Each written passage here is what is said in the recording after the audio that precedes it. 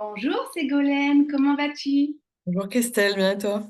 Bah écoute, très bien, je suis ravie de t'accueillir pour cette interview via Dissé. J'ai décidé d'interviewer des gens qui sont inspirants et qui ont progressivement fait bifurquer leur parcours professionnel vers un parcours qui a plus de sens, qui est plus aligné avec leurs valeurs et qui leur donne envie de se lever le matin. Donc j'ai décidé de t'interviewer. Je te remercie beaucoup d'avoir accepté. Merci à toi aussi. Donc, tu es à Nantes, toi aussi, comme moi? Exactement, Bon, depuis deux écoute, ans. il y a un beau soleil depuis 2 ans. Ben, écoute, moi aussi, depuis 2 ans et demi, il y a un beau soleil aujourd'hui, on en profite. Alors, est-ce que tu pourrais un petit peu nous partager d'où tu viens, euh, où est-ce que tu es né, alors brièvement, et puis surtout, qu'est-ce qui fait qu'à un moment donné, tu t'es dit, je veux réorienter mon travail vers quelque chose qui a plus de sens pour moi?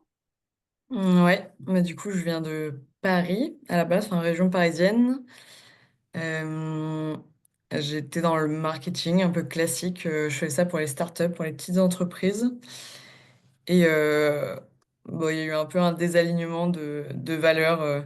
C'était le toujours plus, toujours un peu au détriment des clients, de l'environnement. Et du coup, à un moment, j'ai senti un peu j'étais désaxée, quoi. J'étais la seule qui trouvait ça, bah, pas anormal, mais j'avais envie d'amélioration.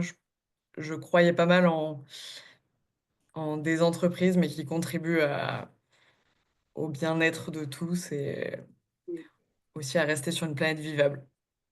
Oui, écoute, ça résonne complètement avec mon parcours. Moi, j'ai travaillé aussi à la Défense, dans des bureaux où on était à travailler jusqu'à 2 heures du matin. Et moi, j'étais la seule à dire, mais ils se rendent compte que ce n'est pas du tout écologique pour nous-mêmes d'être là à travailler dans un truc hyper bétonné jusqu'à 2 heures du matin. Donc, je vois un peu, tu te sentais un peu un ovni à ce moment-là, un peu différente des autres. Carrément. Et est-ce que, hein, alors, c'était quoi le moment décisif où tu as pris vraiment la décision de switcher parce que là, c'était plus possible? Moi, j'ai travaillé dans le bâtiment, enfin, une entreprise qui travaillait pour le bâtiment. Puis c'est le moment où on disait aux gens, oui, tu peux prendre toujours plus, toujours plus, toujours plus. Ah oui, tu peux casser un petit parc, casser un petit jardin. Ouais, C'est c'est le ça. moment où je me disais, ah oui, même là-dedans, il y a de la surconsommation et même là-dedans, on détruit un peu des choses qui sont belles. Donc ça m'a un peu marquée. J'étais vraiment la seule. Donc, Ouais. on va dire que c'était dans l'un de mes jobs. Ouais. Donc, ça a été vraiment une force de caractère de te dire je vais changer, je vais aller vers autre chose.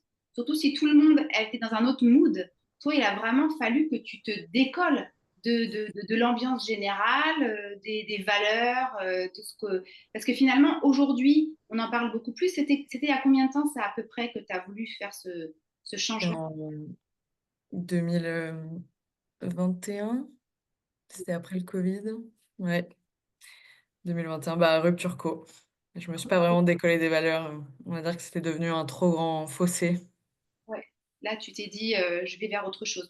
Est-ce que tu peux nous raconter un petit peu ta mission en 3 mots aujourd'hui? En trois mots, En 3 mots. euh, Prends le temps, prends le temps. je fais toujours du marketing digital, mais cette fois pour des acteurs à impact, donc qui contribuent potentiellement à une transition écologique et sociale, et la sensibilisation pour être aussi dans l'équilibre, pour faire savoir. Faire savoir. Ok. Donc, le marketing à impact, et j'ai vu aussi que tu animes des ateliers transition. Mm. C'est ça. Ouais, c'est ce que j'appelle sensibilisation, mais Ok. ouais. Sensibilisation. D'accord.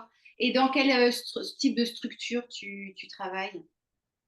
Je suis auto-entrepreneuse, donc j'ai mon auto-entreprise là-dedans. Donc là, c'est à peu près un cinquième sensibilisation,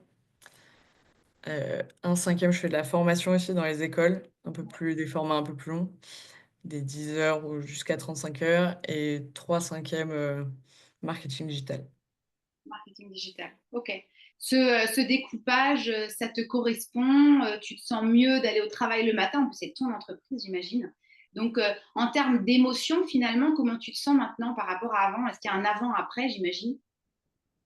Ouais, tout à fait. Bah, là, c'est encore un peu le stress de l'entrepreneuriat. On va dire que je suis pas complètement sortie des débuts, mais parce que c'est un mode de vie complètement différent.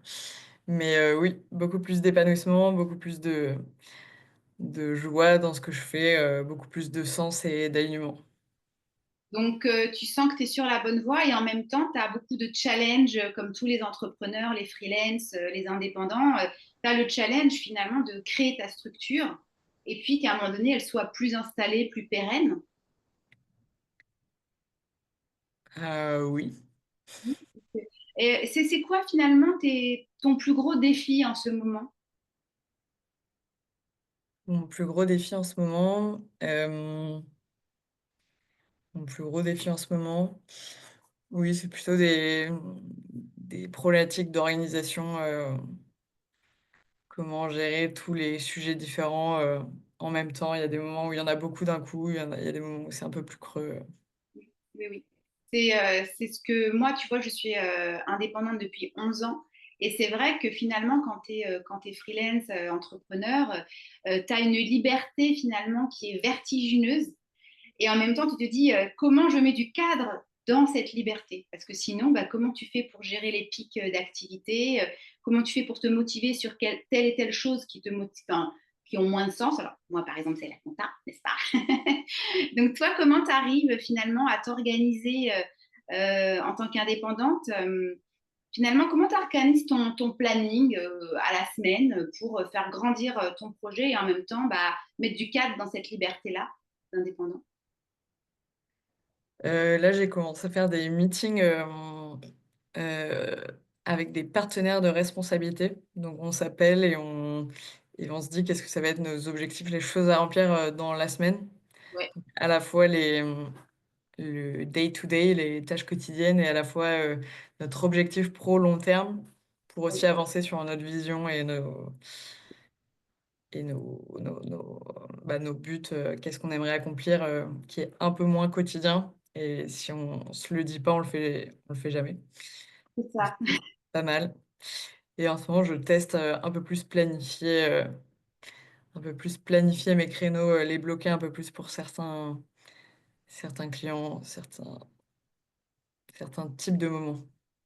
Oui, c'est ça, ça résonne vraiment pour moi parce que tu vois, par exemple, j'ai utilisé pendant longtemps la matrice d'Eisenhower. C'est une matrice à 4 cases où on met les choses qui sont pas urgentes, pas importantes, urgentes, pas importantes, importantes et urgentes, et enfin, important, mais pas urgent. Et c'est dans cette case de important, mais pas urgent, qu'on a nos sujets de fond et que si on ne les prend pas à bras le corps et qu'on ne les intègre pas dans notre semaine, toutes les semaines avec des plages de temps pertinentes, bah on ne les fait pas avancer. Et c'est vrai que là, comme tu viens de le dire, c'est important finalement d'être avec d'autres et d'être en relation, même quand on est indépendant, parce que finalement, seul on peut vite être submergé par des petites tâches finalement qui ne sont pas si importantes que ça. Donc, je me retrouve vraiment dans ce que tu viens de dire. De quoi tu es la plus fière finalement dans ton parcours professionnel? Bah, en ce moment, je fais pas mal de d'ateliers de sensibilisation, donc je suis contente d'avoir réussi à intégrer ça. Ça passe souvent par du bénévolat, donc avoir réussi à changer de vie pour inclure, ces moments-là que je trouve très importants. Je vois pas mal de classes, des collégiens qui sont hyper contents d'apprendre ça, Oui, donc ouais.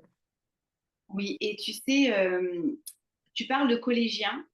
Je trouve que tu vas me dire quel est leur retour à ces jeunes-là, mais je pense que les jeunes d'aujourd'hui, ils ont vraiment besoin d'espoir, ils ont vraiment besoin d'idéaux, parce que bah, eux, ils sont avec leur téléphone, etc., bombardés de news aussi anxiogènes de la planète va mal, vous n'allez pas trouver de boulot, vous n'aurez pas de retraite, etc.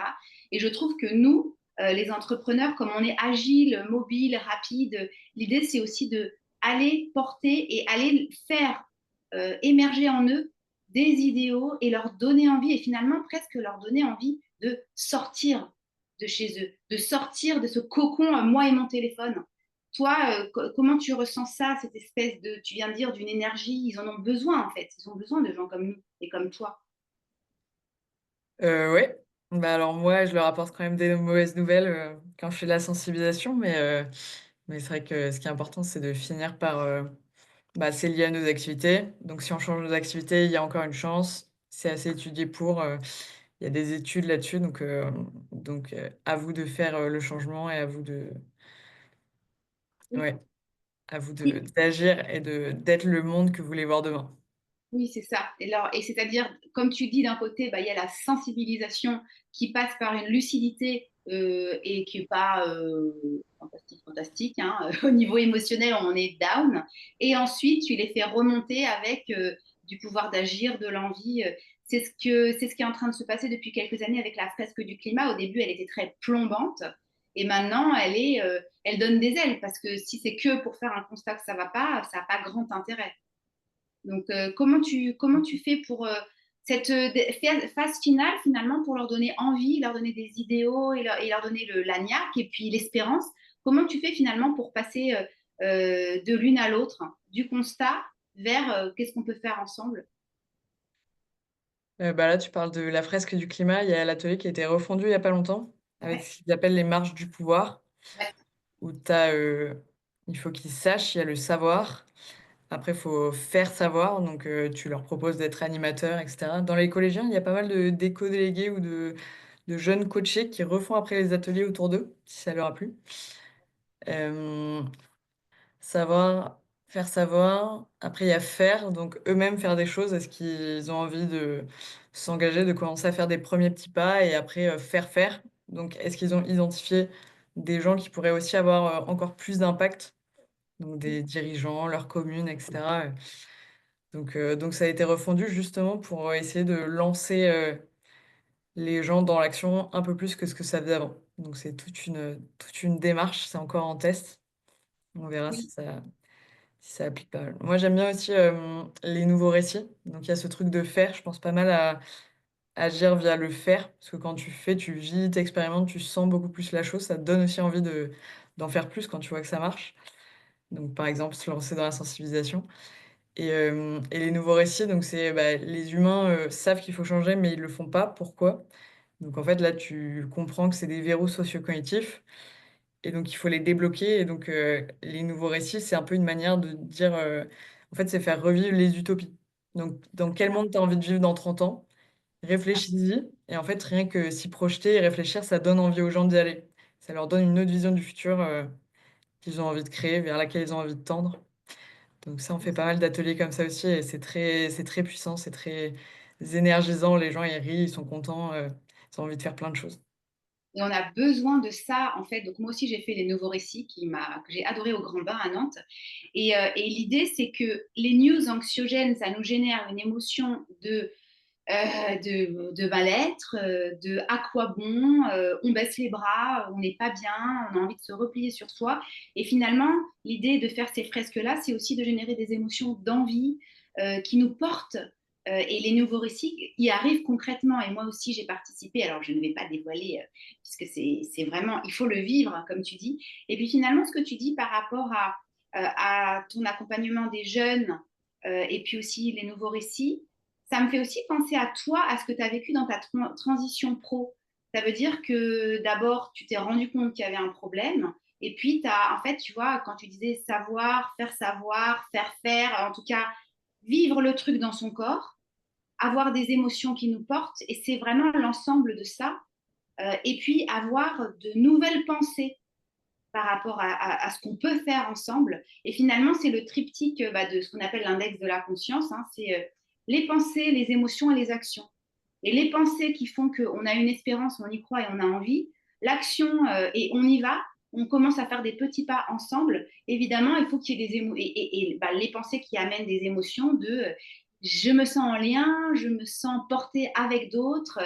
Et presque, on est heureux finalement. C'est vraiment, on passe de down à heureux. Et, et, et, et, et finalement, le bonheur est dans l'action. C'est vraiment ça. C'est ce que tu retrouves, j'imagine, dans ton quotidien maintenant. Ouais, tout à fait. Se mettre en action, ça évite d'être déprimé au fond de son lit à regarder toutes les mauvaises nouvelles, qui passent sur Instagram, qui sont relayées 40 fois. C'est ça. c'est assez délicat finalement, l'équilibre entre avoir la lucidité pour avoir suffisamment d'informations pour s'engager, mais pas rentrer dedans et se faire du mal. Comment tu fais toi pour gérer cet équilibre un peu délicat de oui, il me faut ces infos-là pour savoir qu'il faut changer des choses, mais je ne vais pas trop m'informer parce que sinon, finalement, je vais générer des émotions pour moi qui vont me mettre à plat. Comment tu fais pour gérer cet délicat équilibre? Mmh. Je pense que je suis un peu, je choisis pas mal ce que je regarde. Bon, c'est un peu dur à dire, mais j'ai des phases où je vais apprendre sur un sujet, je vais faire une fresque océane, par exemple, je vais découvrir plein de choses sur l'océan et je vais essayer de me renseigner sur toutes les sources un peu intéressantes sur, ce sujet-là. Par exemple, Claire Nouvian, Heidi Sevestre, enfin pas mal de gens experts dans ce sujet et je vais essayer de, bah, m'abonner à eux pour avoir un feed un peu rempli de gens, intéressants et pertinents, on va dire et pas que, les échos, les échos, les échos.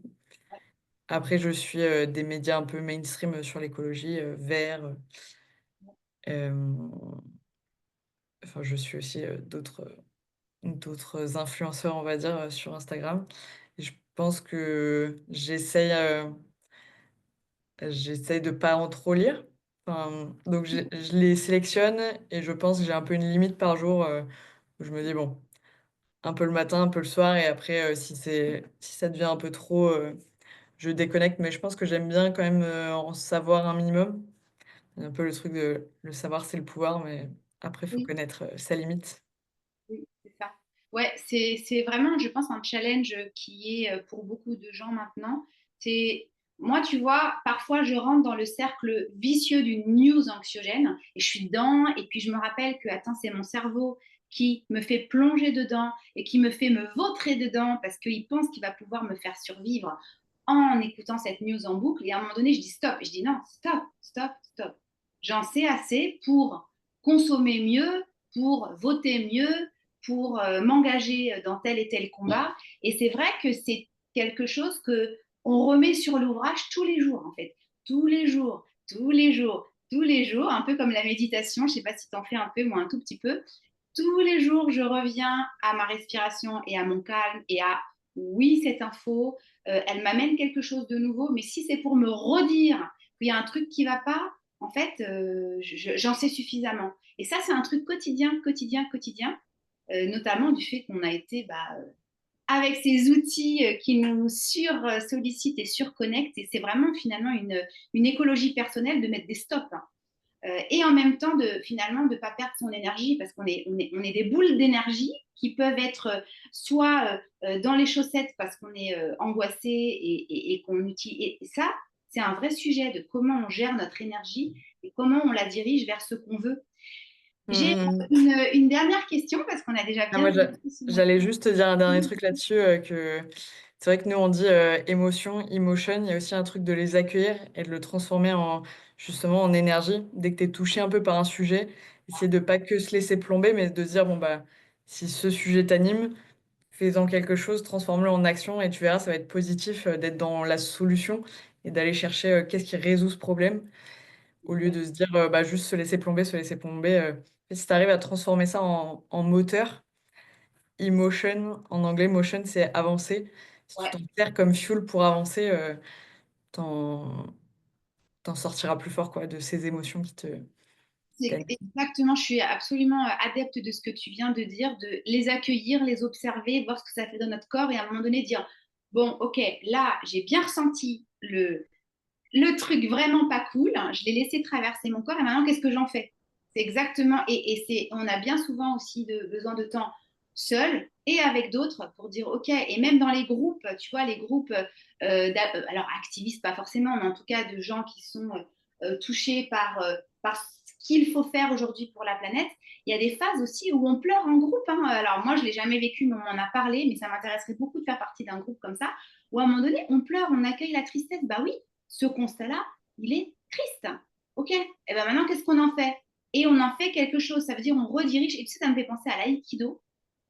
Tu vois, l'aïkido, et alors on apprend à utiliser aussi l'énergie de l'autre aussi, l'énergie de l'autre qui peut t'attaquer éventuellement, et hop, pour le faire bifurquer, et avec cette énergie-là qui nous arrive dessus, et on la transforme vers autre chose. Donc, ça me parle. Et c'est vrai que en groupe, à plusieurs et à la fois tout seul. Mais c'est vraiment l'idée déjà, c'est de pas lutter et de pas comment dire, de se dire cette émotion, elle est là. Et que si on la laisse pas nous traverser, on lui dit pas, ok, t'es là, vas-y, fais ce que tu as à faire sur notre corps, elle va revenir nous tirer par la manche. Donc l'idée, c'est vraiment de la laisser faire et après de se dire, ok, maintenant, qu'est-ce que j'en fais et qu'est-ce qu'on en fait.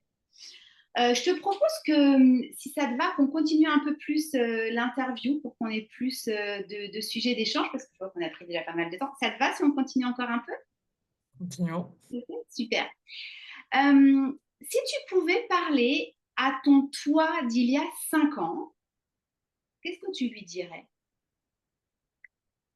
Moi, d'il y a 5 ans, alors il y a 5 ans, en 2020, je lui dirais, oui, c'est une bonne idée le freelance. J'avais déjà des collègues qui m'avaient dit, que ça tirait bien et cetera. Je pense que j'avais un peu la phobie administrative, et la peur de pas réussir à gérer, tout le flow, réussir à me souvenir et cetera et finalement, finalement ça va. Go with the flow, comme ils disent.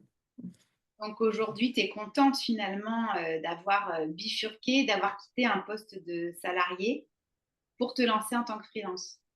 C'est ça, je pense que c'était un peu l'un de mes plus gros freins, parce que c'est compliqué aussi d'aller dans les jobs à impact, de moins en moins de subventions. Enfin, ils réduisent pas mal, tout ce qui est les investissements là-dedans, donc c'est pas évident de se lancer là-dedans, dans les causes qui nous sont chères, mais en même temps qui sont pas forcément soutenues, Oui. par les collectivités, même si on sait qu'on en a besoin.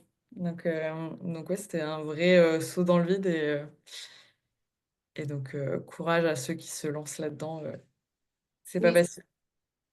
Et ta balance finalement bénéfice des avantages, enfin tu vois la balance, comment tu la vois aujourd'hui? Ça veut dire qu'il y a des inconvénients à être freelance, il y a des avantages. Comment tu la vois aujourd'hui cet équilibre? La balance quoi? Bénéfice, désavantages? Elle n'est Désolée. pas très claire ma question. Donc en gros, c'est quoi les avantages à être indépendante et c'est quoi les inconvénients aujourd'hui pour toi? Les avantages, une liberté de folie. Plus de plus de patron, plus de micromanagement, plus d'heures sup un peu, involontaires au moins, on va dire. Je choisis mes missions, je choisis ce que je veux faire, donc si je veux, faire des missions plus alignées avec ce que je veux, je peux, enfin, je peux choisir, ce que je fais de mes semaines, de mes soirées et cetera. Je peux choisir d'où je travaille, beaucoup d'avantages. Dans les inconvénients, là, je dirais, en ce moment, je vois moins de monde. Il y a plus, ce côté collègue qu'on a dans les CDI. Donc, bah, après, j'en vois dans la sensibilisation et j'ai pas mal de collègues qui font des ateliers aussi comme ça, sur Nantes, donc je les vois régulièrement, ça fait un peu des équivalents et puis j'ai, ces partenaires de responsabilité avec qui on s'appelle tous les lundis, donc ça fait quand même un peu des gens avec qui on travaille parce qu'on se donne un peu des conseils sur nos domaines un peu respectifs.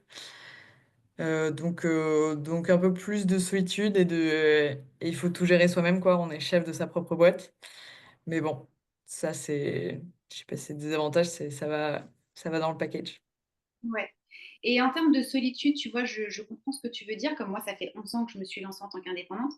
Et le jour où j'ai découvert que vraiment l'espace de coworking avait vraiment un intérêt plus, parce que j'étais en relation avec d'autres et qu'on échangeait, qu'on créait des projets ensemble, qu'il y avait des collaborations qui se mettaient en place, ou même simplement un réseau amical.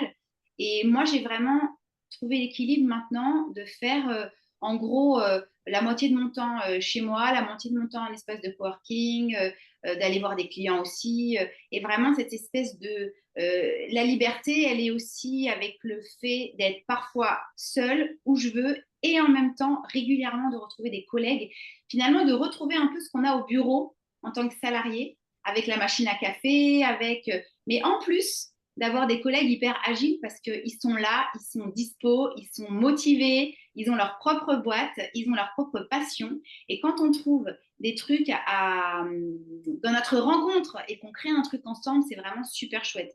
Et donc, l'espace de coworking, et je fais aussi un petit peu de coworking dans des cafés, à peu près un jour par semaine. Et là, pour le coup, je parle à personne, mais par contre, je suis dans un flow d'une efficacité incroyable, beaucoup plus que si je suis chez moi. Je ne sais pas si toi ça t'arrive, mais parce que moi, quand je suis chez moi, j'ai des moments où il y a une sorte de léthargie. Tu vois, un truc un peu mou du genou, quoi. Et je sors et c'est plus du tout la même chose. Et donc, à un Mm. moment donné, moi, il a fallu que je passe ce cap-là parce que j'étais un peu chez moi, j'économise des coûts de coworking, j'économise des coûts de repas si je suis dans un bar, j'économise du temps de transport. Mais en fait, non, parce que j'étais 2 fois moins efficace. Je sais pas si ça te parle. Ouais, ouais, ouais. Moi, c'est vrai que je commence à faire un jour un peu dans un café ou un jour dans un autre lieu aussi pour Ouais. casser la monotonie. Et des fois, je fais avec des gens aussi. Donc, ouais, ouais, je vois bien. Je fais cette technique. Je réfléchis aussi à rejoindre peut-être un collectif de freelance où on serait plusieurs et on pourrait.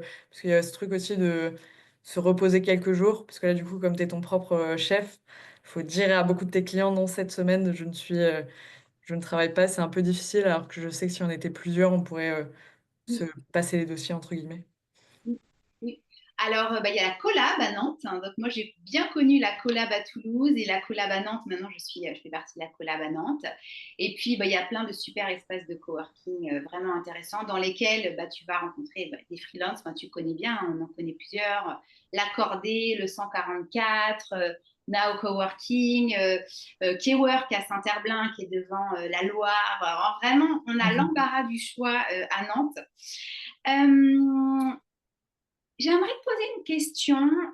Si tu te réveilles, là, hop, on dit qu'on est dans 10 ans, 10 ans plus tard, donc on est en 2035, et tu vis ta meilleure vie professionnelle, c'est le bonheur, tu es à ta place, tu as des projets ambitieux, des collègues géniaux.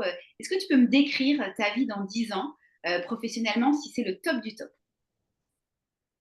Bah déjà, rencontrer des gens comme toi, ça me rassure. Je me questionne toujours un peu sur la stabilité d'être freelance à long terme, enfin la pérennité, on va dire. Donc ouais, donc si tout va bien, je pense que j'ai des clients un peu stables depuis longtemps. Je continue mon activité. J'ai peut-être lancé ma propre asso. J'ai peut-être un lieu j'aimerais bien un tiers-lieu associatif. Donc, ce tiers-lieu peut-être fonctionnerait. On pourrait faire des ateliers, on pourrait coworker à prix libre. Ça accueillerait tous les projets aussi, peut-être sur le côté. Donc, pourquoi pas quelque chose comme ça. Euh, ouais, j'aurais enfin, je serais très habituée à à mon travail de freelance. Ça roulera pas mal. Tu auras des routines bien installées, tranquilles, Exactement. sérénité. Donc, sérénité, connexion aux autres, des projets qui t'enthousiasment. Qu'est-ce que tu ferais avec les jeunes? Tout à l'heure, on parlait des collégiens. Bah, je continuerai, ça se trouve, il n'y aura plus besoin de sensibilisation dans 10 ans. Ouais, plutôt de la mise en action et de la création de collectifs. Ouais, ça c'est vrai que ça serait chouette. Il y a pas mal de Ouais. ouais, il y a pas mal d'ateliers qui passent un peu cette étape-là, donc ouais, pourquoi pas? Ça Ouais, emmènerait voir du vivant et on leur apprendra comment connecter avec les autres. exactement. Donner de l'envie, de l'enthousiasme, des idéaux aux jeunes. Écoute, pour terminer l'interview, j'aimerais bien que tu nous expliques un peu tes missions principales et où est-ce qu'on peut te retrouver, sur quelle plateforme, comment tu communiques, voilà, comment on peut te contacter et qu'est-ce que tu proposes en fait. Mmh. Alors mes missions principales en ce moment, mes plus gros clients, il y en a un qui est dans l'événementiel bas carbone, donc des aventures, vélo, canoë, rando, partout en France, c'est super. Hem Il y en a un qui fait de la location de moutons pour tondre, son gazon, de Ouais, l'éco-pâturage. Hem, on va dire que je vais parler d'eux pour l'instant, c'est mes 2 plus gros et je fais pas mal de fresques, donc dans mes temps de sensibilisation. Donc ouais, fresques du climat, des frontières planétaires, des nouveaux récits, 2 tonnes et 2030 glorieuse. ouais. et je fais un peu de formation dans certaines écoles, donc tout ce qui est base de RSE, marketing responsable, Ok. voilà. Et où est-ce que vous pouvez me retrouver? Alors, je suis un peu la cordonnière la plus mal chaussée, mais je fais pas beaucoup de com en ce moment, sur ce que je fais, donc peut-être, dans quelques temps sur LinkedIn. Ouais, donc sur LinkedIn. Voilà, Ah, bah, redévelopper moi, ça. je t'ai trouvé sur LinkedIn, dans Ouais. des ateliers, etc. Donc, Ségolène Riquier, marketing à impact, atelier de transition. Donc, déjà, on te trouve facilement sur LinkedIn. Et puis, est-ce que tu as une dernière chose à dire aux gens qui pourraient faire appel à toi? Qui pourrait faire appel à moi, bah, déjà, hésitez pas si vous voulez venir discuter sur LinkedIn, si vous aussi vous avez envie de faire, votre transition, écologique vers un nouveau métier. Je serais ravie de discuter et voilà, non, sinon, envoyez-moi un petit mot pour LinkedIn, pour, partenariat, travail, je suis ouverte aux propositions. Super, bah écoute, merci beaucoup Ségolène. Et Merci. ben, tu étais ma première interviewée via lycée de personnes inspirantes. Je te remercie de ta confiance. Et puis à très bientôt. À très bientôt. Salut Ségolène. Salut.